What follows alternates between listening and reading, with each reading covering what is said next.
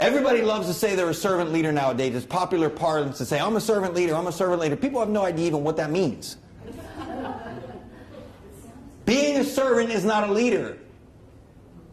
You can be a servant and be a leader, but by the very nature that you serve does not make you a leader. It makes you a volunteer.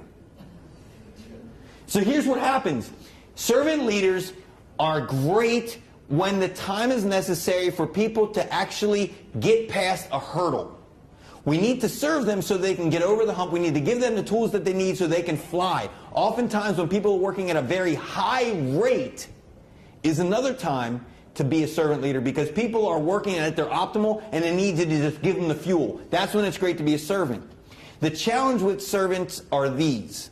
First, most times servant means that you are the person who goes around doing all the work for your employees. And when you do all the work for them, they don't become capable in their own minds of doing it for themselves. And so you create and foster this dependence on the leader.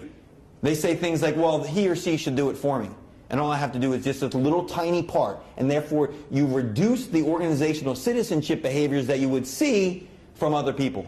If you're doing all the serving, they're relying on you too much. This happens a lot of time. Imagine if you have children when they were first born and you had to do everything for them. This is how the leader is perceived when the servant goes too far. The second thing is, if you're worried about everybody else, where's the me?